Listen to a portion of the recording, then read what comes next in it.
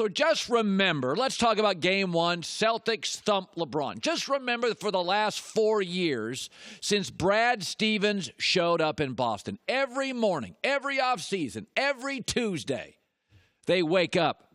How do we beat LeBron? What draft picks do we acquire to beat LeBron? Who can we get that can guard LeBron? Nobody. Who do we get that can shoot threes and beat LeBron? LeBron, in that same 4 or 5 year period, here's what he wakes up in the morning thinking. How do I become the greatest of all time? What city can I move to next to revolutionize the entire NBA? I'm sorry if LeBron didn't come all guns a-blazing yesterday in game one. I'm sorry. He didn't.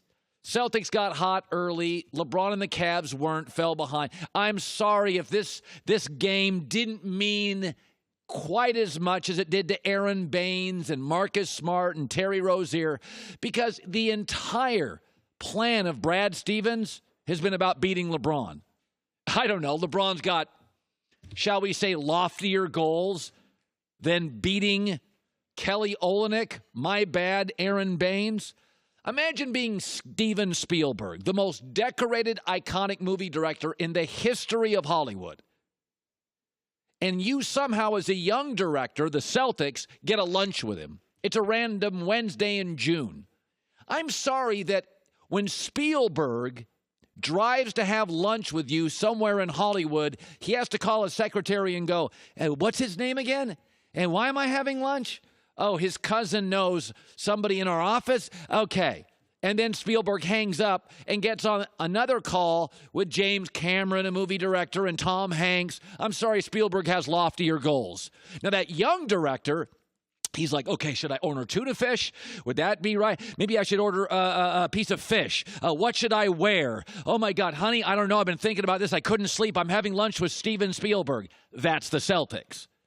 Yeah, I'm sorry here that this game yesterday didn't mean as much to LeBron. LeBron owns Brad Stevens. He owns Boston. He owns Indiana. He owns Toronto.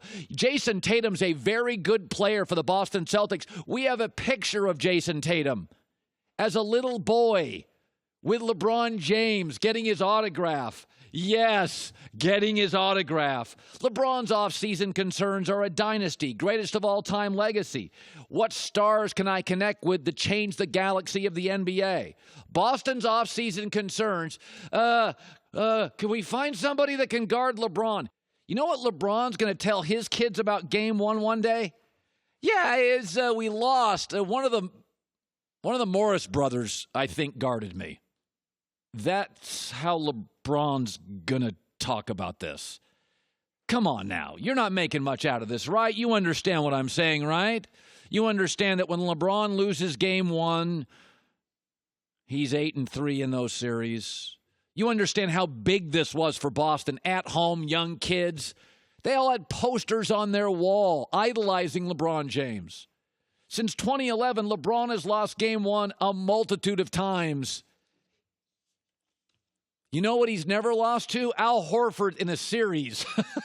They've played 17 times in the playoff. LeBron is 15-2 against Al Horford. And I like Al Horford. I really do. I think Al Horford's one of the most underrated players in the NBA. Chill out. No big thing. LeBron was Spielberg driving to lunch. Sorry if he forgot your name. Sorry if when he hung up the phone with his secretary telling him what your name was, he had to get on the phone with other people revolutionizing the business. Still take the Cavs to win this series. All right, but I do think tonight, let me shift gears. I think tonight is the beginning of something that is unbelievable, potentially unbelievable for the NBA. So let's shift gears. Golden State, Houston play tonight. Houston slight favorite. I have said the NBA is better if LeBron moves because there is a fatigue. So think about this. The NBA currently has 5 top storylines. These are the top storylines in the NBA, but each one of them comes with a qualifier. The Cavs, but they're trapped with their current roster. The Warriors but they have no real challenger to their dynasty. The Rockets, but what do we really know? What do we really know about Houston? The Celtics, injury-riddled and no shot at a title, and the Sixers, who definitely need another high-end starter to compete. If the Rockets get pummeled tonight, and they get clobbered in this series in 5 games, LeBron finally has his opening. Remember, LeBron's gone where he's needed. He went to Miami. He came back to Cleveland. He wants to be needed. He also likes to play with veterans, Chris Paul, Harden. He also likes to play with smart veterans who have self-awareness and playoff experience, Chris Paul, James Harden. If Houston is throttled in this series, Philadelphia is a young team. Lakers are a young team. Houston needs him. He goes. They beat Golden State. 3rd different organization. He wins a title. He's the greatest of all time. And with that move, think about the next 5 storylines next year. Oh, wait. Rockets. LeBron has a title shot. Greatest of all time talk, rejuvenated. An oh my God lineup. The Warriors, still a dynasty, now have a real big boy challenger. With LeBron leaving the East, the Celtics become, for 10 years, the Eastern Conference dynasty. The Sixers become the Frazier to the Celtics Ali, a legitimate challenger, Simmons, Embiid, and whoever they can get to knock them off. And the Lakers now get Paul George. He would not follow LeBron to Houston, and it's the number 1 brand in the NBA and has been for 50 years. Young stars, Paul George, that's your 5th best story. Houston getting clobbered creates an opportunity for LeBron to go somewhere where he's needed and be the difference in knocking off a dynasty. That is currently his only chance, and it does matter to him, to be the greatest of all time. I think he has a chance to go to the Lakers, but boy, does that look small if he's playing in June and beating Golden State in the Western Conference Finals in Game 7. This would be good for the league. It would be good for LeBron, and it would make all the other options, San Antonio, Philly, Los Angeles, look very, very small in comparison. My prediction has been Cleveland will win the Boston series, but they're too flawed and too old and too average defensively to crush Boston, still like Cleveland. And my prediction has been Houston's a very good team. Golden State is an absolute dynasty. Dynasties, Michael Jordan and the Bulls, beat really, really good teams, even when they have the MVP, the Utah Jazz. That's where we are. Listen, dating back to when LeBron went to Miami, when they put that thing together with Bosh and Dwayne Wade and Shane Battier and Ray Allen, LeBron's always been ahead of the curve on this stuff. LeBron was putting his arms around three-pointers 8 years ago. The entire NBA, LeBron's always been a savant, a guru, a student of the game, a Svengali. Okay, LeBron was into this three-point shooting thing like 8-9 years ago. So when he went to Miami, he liked Chris Bosh because Bosh can shoot. And he liked Shane Battier because Battier can shoot. And he recruited Ray Allen because Ray Allen can shoot. And he loved Mike Miller because Mike Miller could shoot. And his best friend was D. Wade.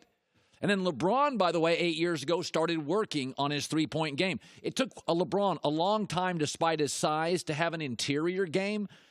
But he was working on his jumper and his three-point shot 8-9 years ago because LeBron's always been ahead of the curve and ahead of the game.